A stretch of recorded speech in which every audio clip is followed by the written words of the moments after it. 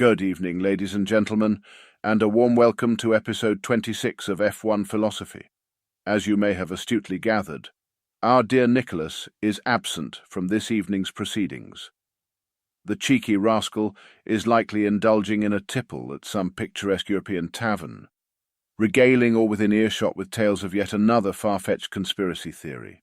In the meantime, Sean and I are diligently endeavouring to keep this podcast from going off the rails. Now, a few formalities, if you will.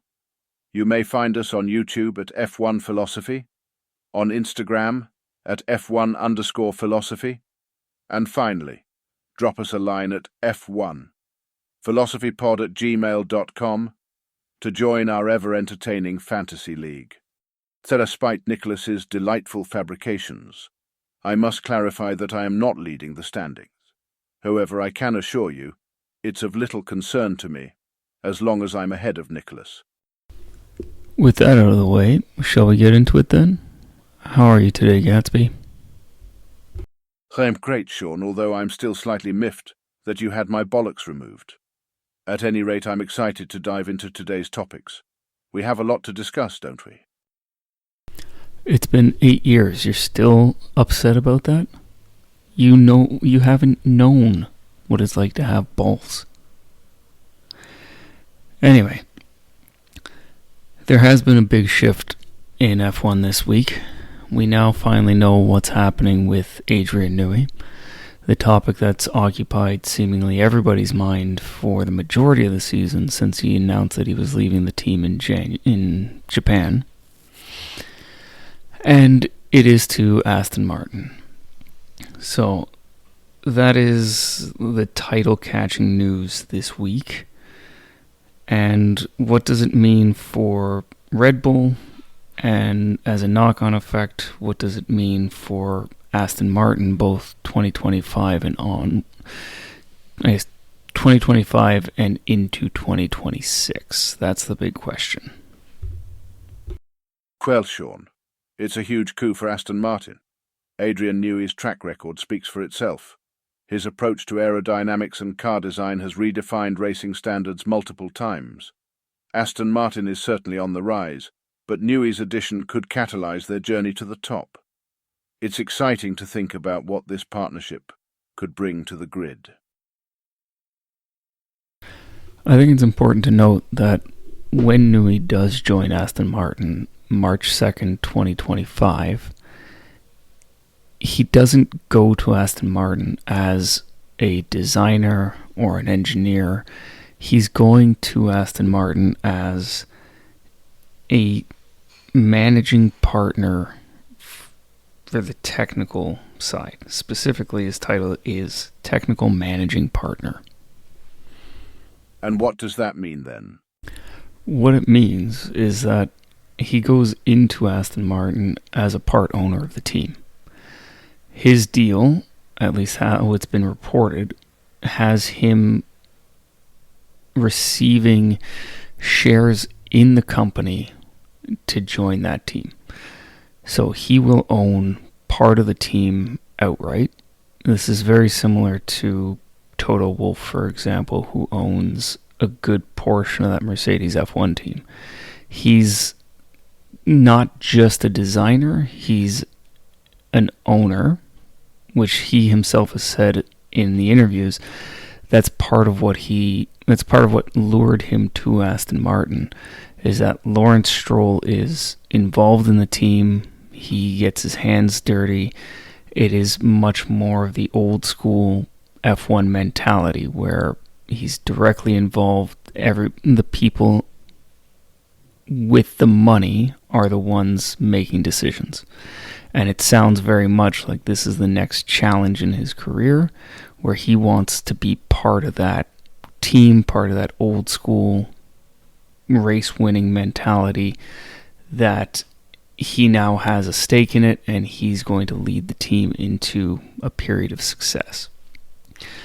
So specifically, he won't be designing the car. He's managing the technical team as a whole.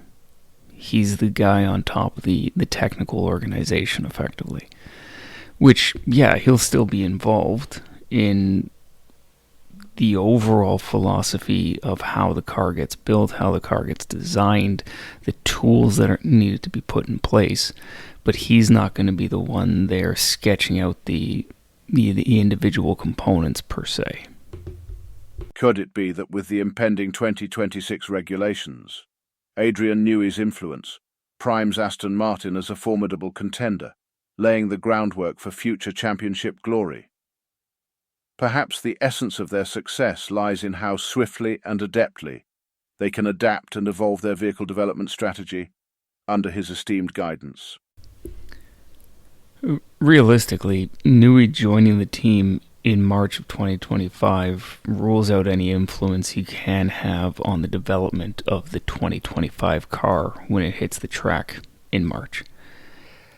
I would suspect that the priority is going to be 2026. The new regulations set, the new powertrains, they want to get that right. And the earliest they can do that is the beginning of next year. So I don't think it's going to be worth diverting resources into the 2025 car.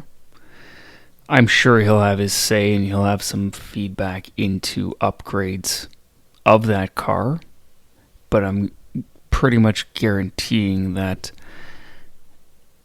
90% of his time and his efforts are going to go into 26. So anybody who thinks that Aston Martin's going to turn around a season in 2025 and win a championship, or even come close to contending for a championship, is not looking at it right. This is not about 25. This is going to be about 26 onwards. In other words, dear friends, it would seem rather unwise to anticipate an Aston Martin victory in the 2025 season. However, I find myself quite intrigued by the prospects of what the Honda powertrain might contribute to Aston's endeavours in 2026. That is a good point. That is actually one of the things that tipped Red Bull into their current form. Nick and I had discussed this earlier in the season when we were talking about Honda and some of the struggles that Honda went through early on, especially in the McLaren days. When you look at McLaren's Honda project, and this is not Honda back in the 80s and 90s, this is Honda in the 2016 era with Fernando Alonso and Jenson Button and Honda powertrains. They did not get anywhere near what they had hoped to out of that package. And largely, the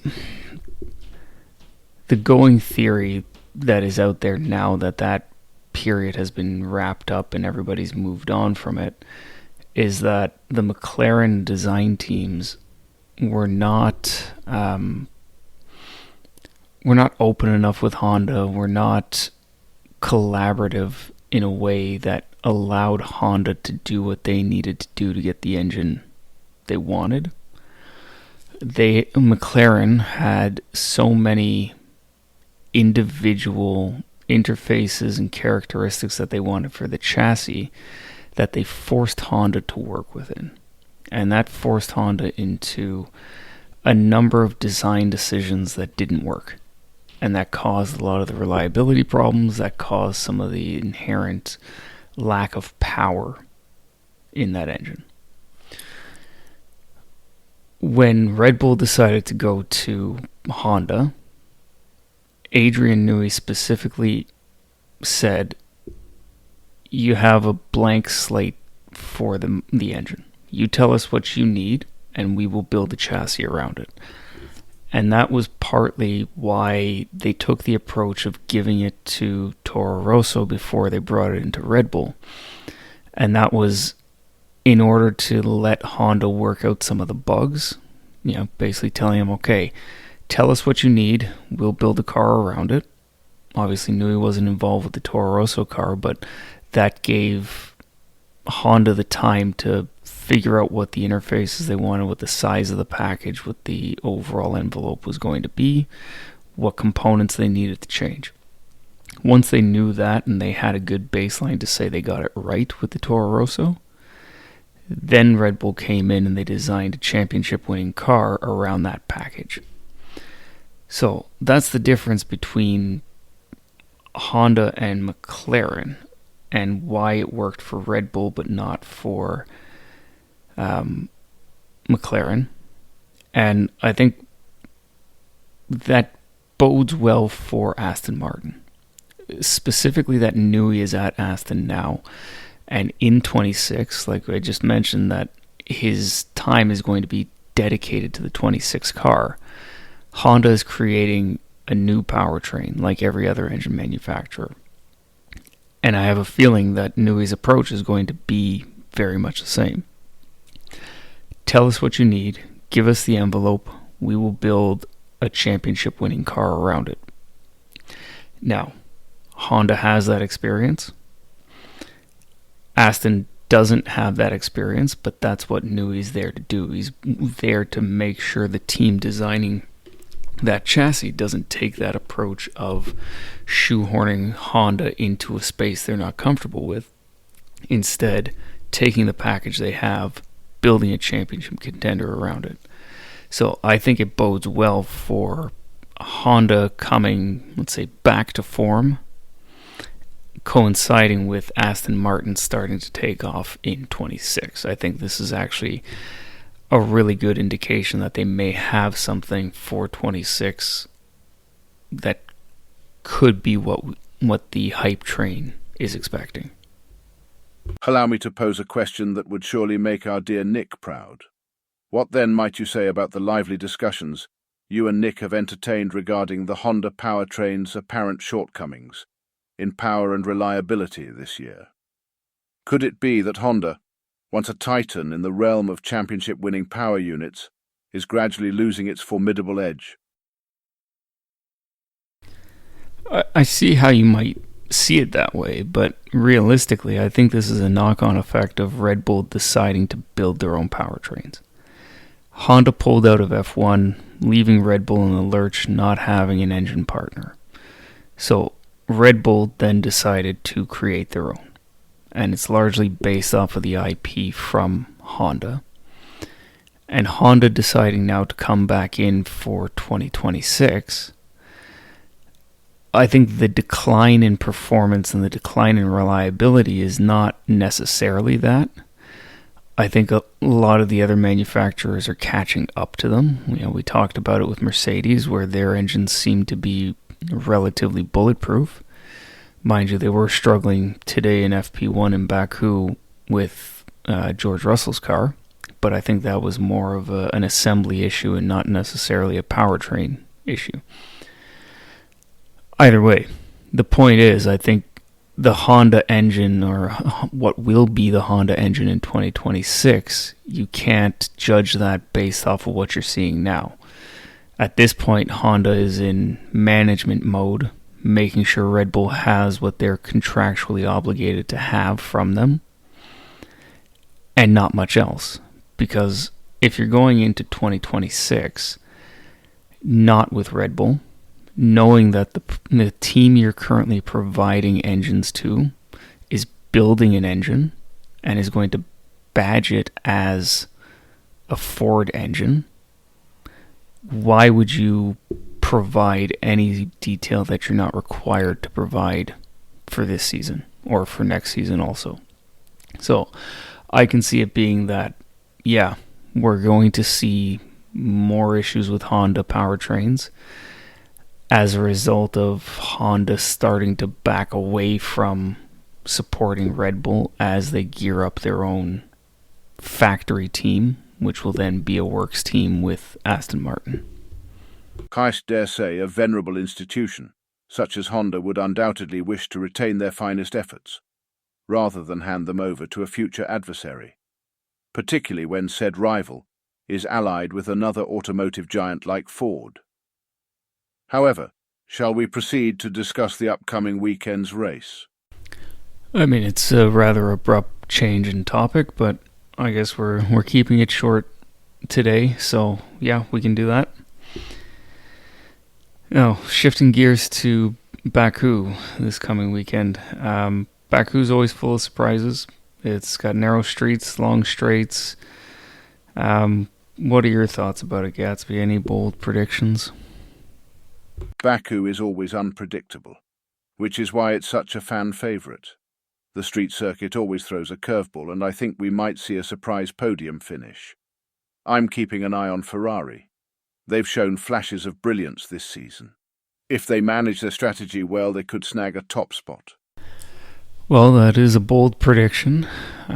If Nick were here, I'm pretty sure he'd stop you there and make a whole bunch of comments about you being a stupid dog and not wanting to back Ferrari just because they won one race in Monza. I would tend to agree with him in this case. Ferrari looks a little rough in practice today. Charles Leclerc had some struggles, to say the least, and Carlos wasn't a whole lot better. McLaren, they seem to look okay, not spectacular. I don't know if we want to call it a surprise, but at least let's say the status quo from earlier in the season may be returning this weekend. Max looked pretty good. Checo also looked very good, outperforming Max in one of the sessions. So I think we're in for a race this weekend, and Baku is going to be interesting like it always is. Checo does very good here, so as long as he can get a handle on that car, which so far he seems to be doing so, he may have a foot in the door for a podium, if not a win. We'll see how the rest of the weekend goes. As for McLaren, they don't seem confident, at least Norris doesn't seem confident that this is a guaranteed win for them. And Mercedes has had a number of problems. Lewis keeps whining about his seat being too hot, which is a weird problem to have. The batteries are under the seat typically, so that could just be indicative of how they're running their batteries or their cooling system for the batteries, but we've seen that in the last couple of races, both drivers complaining about it. They've both tried different windscreens, which is odd. You don't usually see drivers changing windscreens on a weekend. I think this might be the first time I've ever heard of drivers complaining about windscreens. So it's FP1, FP2 had its own share of interesting problems, concerns. Colapinto got it wrong, destroyed the Williams. FP1, they were able to get him out in FP2, which he did well to keep it out of the walls there. Him and Alex both looked like they were similar pace in the practice sessions, which is good. We're not seeing that separation that Alex and Logan had. And then Ollie Behrman put in a pretty solid performance as well. Nick will probably be fuming as he listens to this because we're talking about Ollie Behrman doing well, but he kept it out of the walls, and he was within a couple of tenths of Nico Hülkenberg, and in certain parts of practice he was actually ahead of Hülkenberg. I can't recall exactly how he finished, but all in all, for a new driver in not a great car, I think it was a solid performance on FP1, FP2. We'll see, again, how the rest of the weekend goes. But in preparation for this, Nick did send me some predictions. So I think we should look at those predictions. I'll make mine. I'll share Nick's. But must we? Yes, unfortunately we must. So, we will start with Nick's predictions then. So, starting from P5, Nick has Checo. P4 is Oscar. P3 is Max. 2 is Lando. And he has Lewis Hamilton winning the race. Based on what we've seen in practice, I'm just going to go out on a limb and say Nick is wrong. My predictions, we have Lewis in 5th, Lando in 4th, Max in third, with Oscar in second and Perez in first.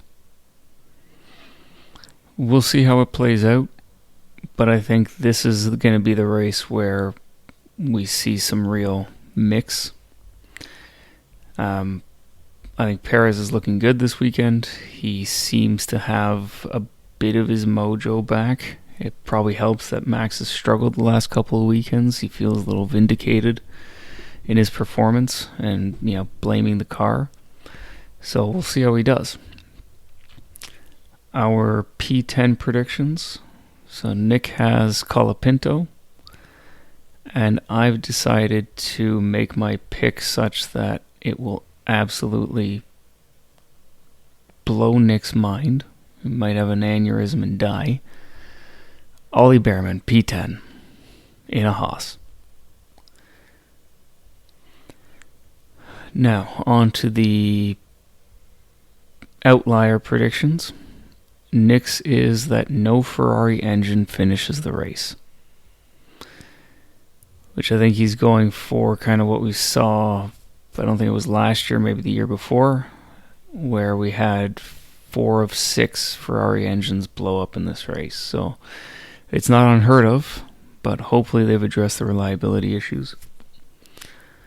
My outlier is that Russell will DNF from a podium position. Something about his performance in FP1, FP2 doesn't inspire a lot of confidence. They changed the power unit into FP2 because they had an unusual oil sample, which to me sounds like they may have found some glitter in the oil, which doesn't usually mean good things for the internal components. I don't know that that's the case. That's just what comes to my mind when I hear that. And then in FP2, they had to pull him out prematurely because they saw something in the engine data that suggested a problem. So whether it was an assembly issue with the powertrain swap or a legitimate problem with that engine, who knows? But I have a feeling he will not make it to the end of that race. Now, on that note, I think that brings us to the end of this episode. I want to keep it short today. We don't have the banter between Nick and I that can sometimes be entertaining. So, short and sweet. I think we're coming to the end. Gatsby, do you have anything you want to wrap up with? Perhaps, maybe, Nick is not in the room and can't fight back for himself. Do you have anything you maybe want to say to him, given that he's constantly attacking you? Nicholas, our esteemed host of F1 philosophy, where do I begin? Imagine, if you will, a man who approaches the complexities of Formula One with the same precision and grace as a caffeinated squirrel navigating an obstacle course. His unparalleled ability to delve into the depths of analysis is rivaled only by his unmatched talent for sidetracking into stories of questionable relevance. It's truly a spectacle to behold. His proclivity for conspiracy theories is nothing short of legendary. Should Formula One ever devolve into a quest for hidden meanings and subplots, he'd assuredly become the reigning champion. Yet somehow, amidst the chaos of tangential anecdotes and wild speculations, there exists a charm, a charisma, if you will, that inexplicably keeps our listeners returning for more. But worry not, dear audience, for should he attempt to regale us once more with his week-long detour into the world of tyre compounds, I shall be here, ever ready, to steer us back to the path of enlightenment, or at least to the nearest escape route.